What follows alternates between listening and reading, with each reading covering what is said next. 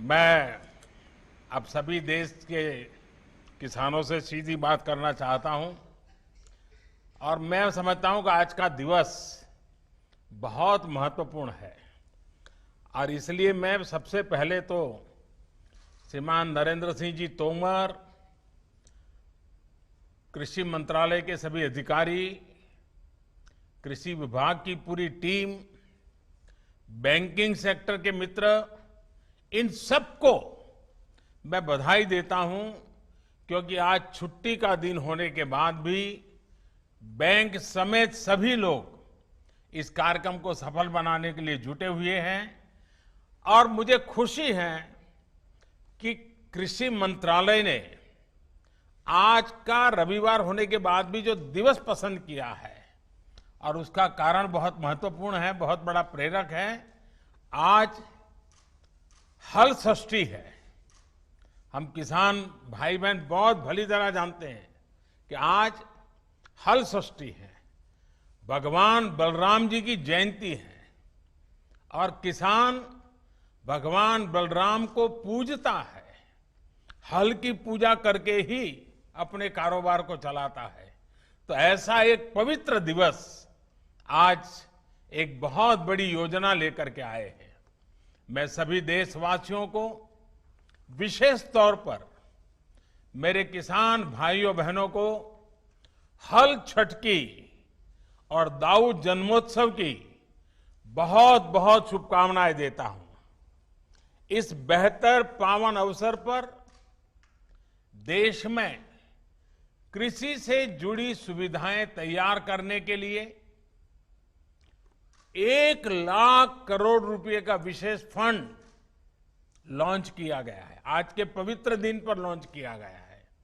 इससे गांवों गांवों में बेहतर भंडारण, आधुनिक कोल्ड स्टोरेज की चेन तैयार करने में मदद मिलेगी और गांव में रोजगार के अनेक अवसर तैयार होंगे।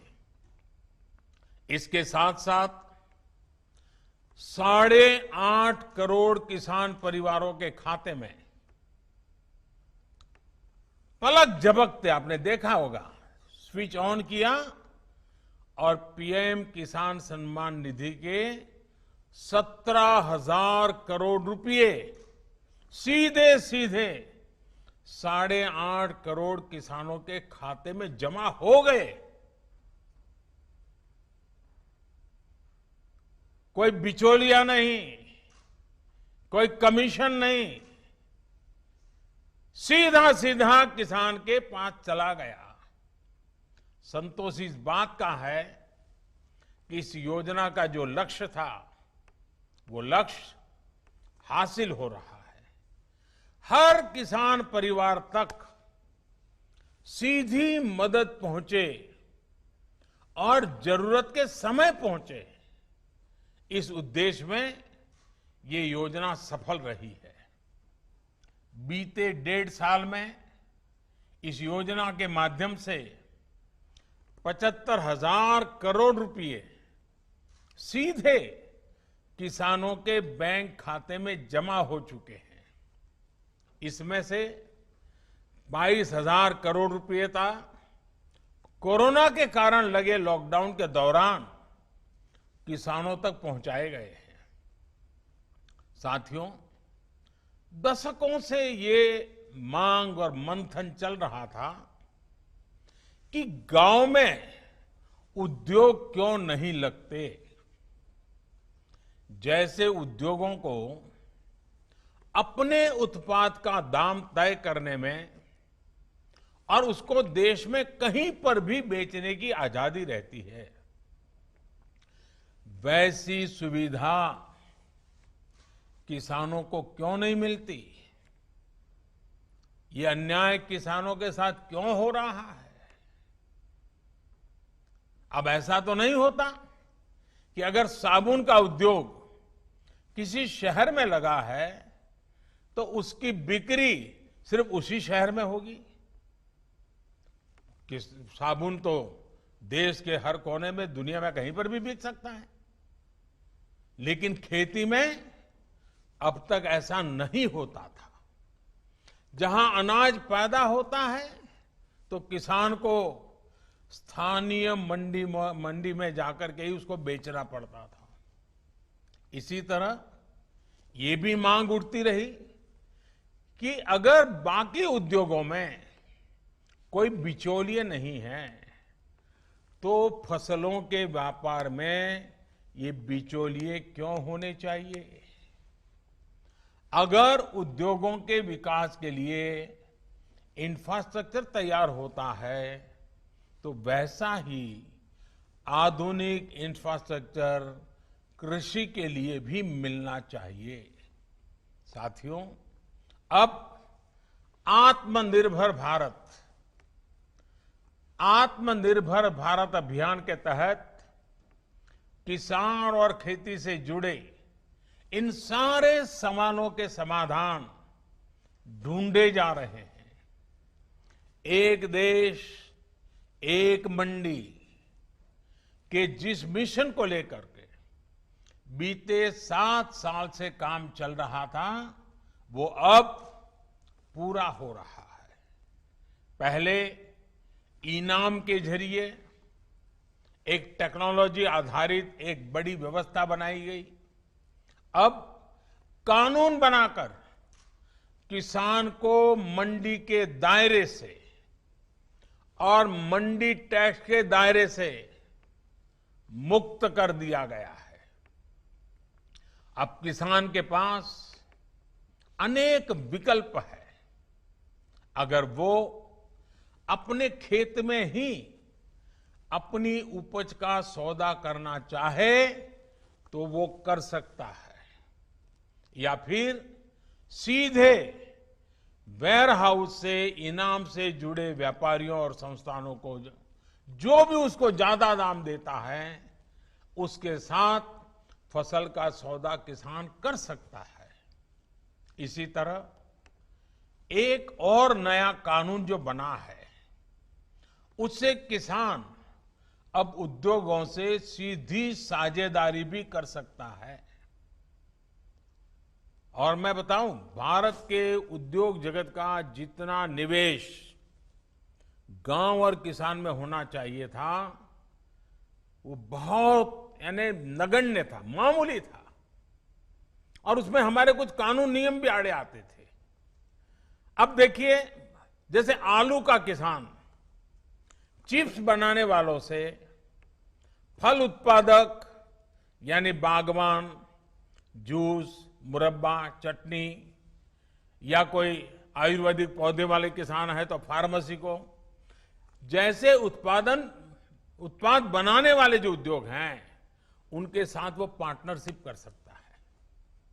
इससे किसान को फसल की बुआई के समय तय दाम मिलेंगे, जिससे उसको कीमतों में होने वाली गिरावट से राहत मिल जाएगी। साथियों, हमारी खेती में पैदावार समस्या नहीं है, बल्कि पैदावार के बाद होने वाली उपज की बर्बादी ये बहुत बड़ी समस्या रही है। इससे किसान को भी नुकसान होता है और देश को भी बहुत नुकसान होता है। इसी से निपटने के लिए एक तरफ कानूनी अड़चनों को दूर किया जा रहा है और दूसरी तरफ किसानों को सीधी मदद दी जा रही है। अब जैसे आवश्यक वस्तुओं से जुड़ा एक कानून हमारे देश में बना था और कई दशकों पहले बना था, लेकिन वो क्यों बना था? क्योंकि उस समय देश में अन्न की कमी थी, भारी कमी थी, और इसलिए उस कानून की जरूरत थी। लेकिन आज तो अन्न के भंडार इतने भरे पड़े हैं कि इस प्रकार की रोक किसान का भी, अर्थव्यवस्था का भी और कंज्यूमर का भी नुकसान होता है। लेकिन बड़ा हैरानगी है कि यह कानून अभी भी चलता रहा। जब हम दुनिया के दूसरे बड़े अन्न उत्पादक बन चुके हैं तब इस कानून की कोई जरूरत नहीं है। गांव में अगर अच्छे गोदाम नहीं बन पाए, कृषि आधारित उद्योगों को अगर प्रोत्साहन नहीं मिल पाया, तो उसका एक बड़ा कारण ये कानून स्वयं में एक बहुत बड़ा रुकावट था। और इस कानून में ये भी एक दुर्भाग्य रहा कि इस कानून का उपयोग से ज्यादा बाबुओं ने उसका दुरुपयोग किया। इससे देश के व्यापारियों को, निवेशकों को, उनको डराने का काम ज्यादा हुआ। अब इस डर के तंत्र से भी कृषि से जुड़े व्यापार को मुक्त कर दिया गया है। इसके बाद अब व्यापारी, कारोबारी गांवों में स्टोरेज बनाने में और दूसरी व्यवस्थाएं तैयार करने के लिए आगे आ सकते हैं। साथियों, आज जो एग्रीकल्चर इंफ्रास्ट्रक्चर फंड लॉन्च किया गया है, इससे किसान अपने स्तर पर भी गांवों में भंडारण की आधुनिक सुविधाएं बना पाएंगे। इस योजना से गांव में किसानों के समूहों को, किसान समितियों को, एफपीओ उनको वेयर हाउस बनाने के लिए, कोल्ड स्टोरेज बनाने के लिए, फूड प्रोसेसिंग के जुड़े उद्योग लगाने के लिए 1 लाख करोड़ रुपए की मदद मिलेगी। 1 लाख करोड़ रुपया इस काम को गति देने के लिए बहुत बड़ी ताकत है। ये जो धन किसानों को उद्यमी बनाने के लिए उपलब्ध कराया जाएगा और उस पर 3% ब्याज की छूट भी मिलेगी। थोड़ी देर पहले ऐसे ही कुछ किसान संघों से मेरी चर्चा हुई अभी, जो सालों से इस किसानों की मदद कर रहे हैं, संगठन बना करके कुछ न कुछ नई नई कल्पनाएं के साथ आगे बढ़ रहे हैं। इस नए फंड से देश भर में ऐसा काम करने वाले संगठनों को बहुत बड़ी ताकत मिलेगी, बहुत बड़ी मदद मिलेगी। साथियों, इस आधुनिक इंफ्रास्ट्रक्चर से कृषि आधारित उद्योग लगाने में एक बहुत बड़ा बदलाव आएगा और बहुत बड़ी गति आएगी। आत्मनिर्भर भारत अभियान के तहत हर जिले में मशहूर उत्पादकों के साथ देश और दुनिया के मार्केट तक पहुंचाने के लिए एक बड़ी योजना बनाई गई है।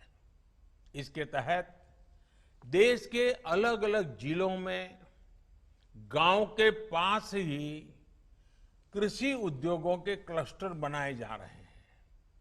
साथियों, अब हम उस स्थिति की तरफ बढ़ रहे हैं जहां गांव के कृषि उद्योगों से फूड आधारित उत्पाद शहर जाएंगे और शहरों से दूसरा औद्योगिक सामान बनकर गांव पहुंचेगा।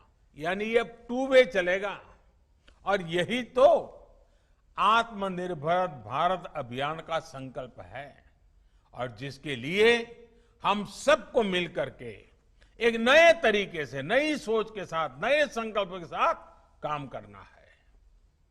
अब सवाल ये उठता है कि जो कृषि आधारित उद्योग लगने वाले हैं, उनको कौन चलाएगा?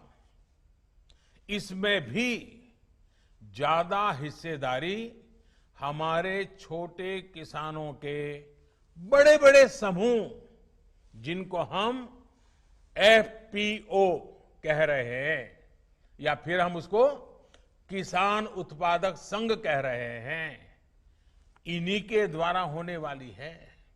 और इसके लिए बीते 7 साल से एफपीओ किसान उत्पादक समूह, इसका एक बड़ा नेटवर्क बनाने का अभियान चलाया है।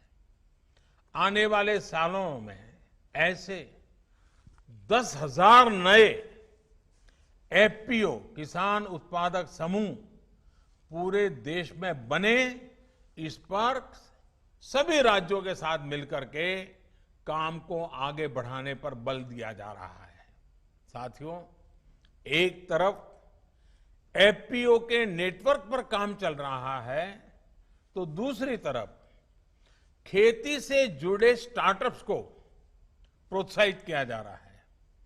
अभी तक लगभग 350 कृषि स्टार्टअप्स को मदद दी जा रही है।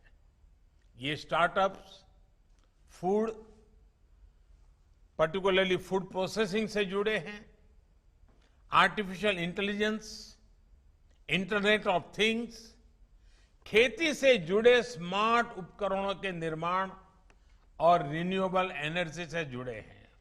साथियों, किसानों से जुड़ी ये जितनी भी योजनाएं हैं, जितने भी रिफॉर्म्स हो रहे हैं, इनके केंद्र में हमारा छोटा किसान है। और हमारे देश में सबसे ज्यादा संख्या छोटे किसानों की है।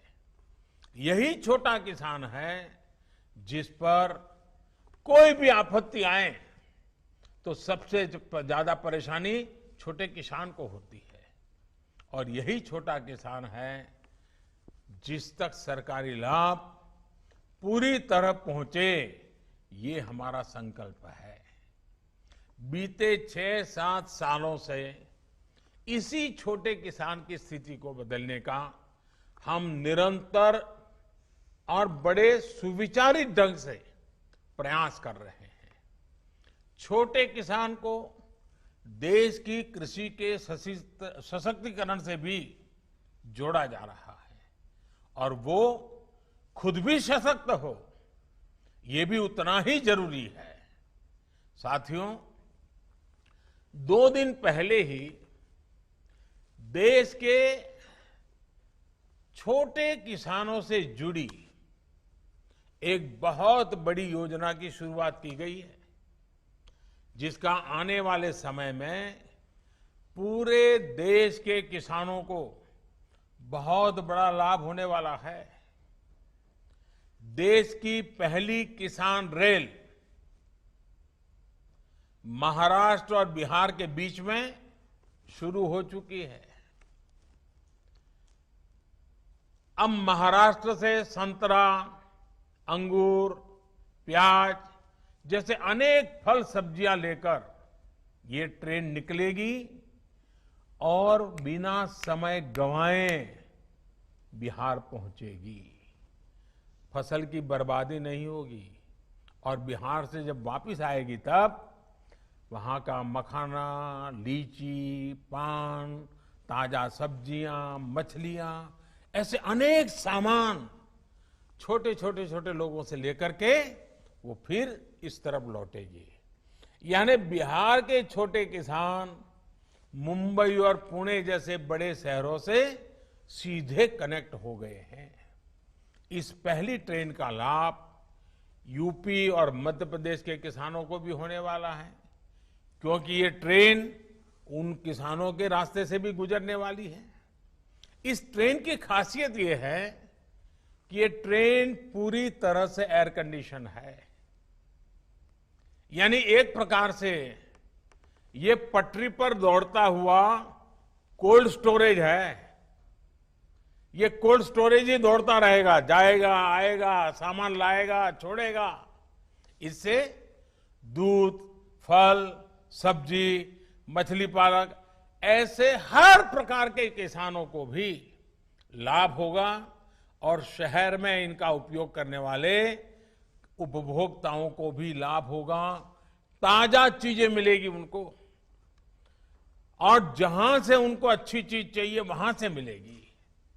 किसान को लाभ ये होगा कि उसको अपनी फसल स्थानीय मंडियों या हाट बाजारों में मजबूरन कम दाम पर बेचना नहीं पड़ेगा।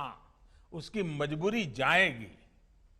ट्रकों में फल सब्जी जिस प्रकार बर्बाद हो जाते थे, उससे भी मुक्ति मिलेगी और ट्रकों के मुकाबले भाड़ा भी कई गुना कम हो जाएगा। शहरों में रहने वाले साथियों को लाभ ये होगा कि अब मौसम के कारण या दूसरे संकटों के समय फ्रेश फल सब्जियों की जो कमी हो जाती थी वो भी नहीं होगी और कीमत पर भी जो कभी कभी खेल खेलने का लोगों को मौका मिल जाता था वो भी बंद हो जाएगा। इतना ही नहीं, इससे गांवों में छोटे किसानों की स्थिति में एक और परिवर्तन आएगा। अब जब देश के बड़े शहरों तक छोटे किसानों की पहुंच हो रही है तो वो ताजा सब्जियों उगाने की दिशा में आगे बढ़ेंगे, पशुपालन और मत्स्य पालन की तरफ भी प्रोत्साहित होंगे। इससे कम जमीन से भी अधिक आय का रास्ता खुल जाएगा। रोजगार और स्वरोजगार के अनेक नए अवसर खुलेंगे। साथियों, ये जितनी भी कदम उठाए जा रहे हैं इनसे 21वीं सदी में देश की ग्रामीण अर्थव्यवस्था की तस्वीर भी बदलेगी। कृषि से आय में भी वृद्धि होगी। हाल में मिल गए हर जितने भी निर्णय लिए गए हैं, हर निर्णय आने वाले समय में गांव के नजदीक ही व्यापक रोजगार तैयार करने वाले अनेक अवसर इससे होने वाले हैं। गांव और किसान आपदा में भी देश को कैसे संबल दे सकता है, ये बीते 6 महीने से हम देख रहे हैं। ये हमारे किसान ही हैं जिन्होंने लॉकडाउन के दौरान देश को खाने पीने की जरूरी सामान की समस्या नहीं होने दी। देश जब लॉकडाउन में था तब हमारा किसान खेतों में फसल की कटाई कर रहा था और बुआई के नए रिकॉर्ड बना रहा था। लॉकडाउन के पहले दिन से लेकर के दीपावली और छठ तक के 8 महीनों के लिए 80 करोड़ से ज्यादा देशवासियों तक अगर मुफ्त राशन आज हम दे पा रहे हैं, पहुंचा पा रहे हैं, तो उसके पीछे भी हमारे सामर्थ्य के साथ साथ हमारे इन किसानों की तपस्या जुड़ी है, उनकी मेहनत जुड़ी हुई है। तब जाकर के, और ये दुनिया का सबसे बड़ा प्रोजेक्ट है। 80 करोड़ परिवारों को, 80 करोड़ लोगों को 8 महीने तक मुफ्त में खाना मिले, कोई गरीब रात को भूखा न सो जाए। अगर हमारे किसानों ने ये तपस्या न की होती, इतना बड़ा काम न किया होता, तो शायद ये हम भी चाहते हुए भी शायद न कर पाते। साथियों, सरकार ने भी सुनिश्चित किया कि किसान की उपज की रिकॉर्ड खरीद हो, जिससे पिछली बार की तुलना में करीब 27,000 करोड़ रुपए ज्यादा किसानों की जेब में पहुंचा है। बीज हो या खाद, इस बार मुश्किल परिस्थितियों में भी रिकॉर्ड उत्पादन किया गया और डिमांड के अनुसार किसान तक पहुंचाया गया। यही कारण है कि इस मुश्किल समय में भी हमारी ग्रामीण अर्थव्यवस्था मजबूत है, गांव में परेशानी कम हुई है। हमारे गांव की ये ताकत देश के विकास की गति को भी तेज करने में अग्रणी भूमिका निभाए। इसी विश्वास के साथ आप सभी किसान साथियों को मेरी तरफ से बहुत बहुत शुभकामनाएं हैं। भगवान बलराम के हम पर आशीर्वाद बने रहें। कोरोना को गांव से बाहर रखने में जो प्रशंसनीय काम मेरे किसान भाई बहनों ने, हमारे गांव वालों ने किया है, उसको आप जरूर जारी रखेंगे। 2 गज की दूरी और मास्क है जरूरी, ये मंत्र पर अमल करते रहें, सतर्क रहें, सुरक्षित रहें। भगवान बलराम के आशीर्वाद सदा सर्वदा आप पर बना रहे, इसी शुभकामना के साथ सभी मेरे देश के किसान भाइयों बहनों का मैं हृदय से बहुत बहुत आभार व्यक्त करता हूं। धन्यवाद।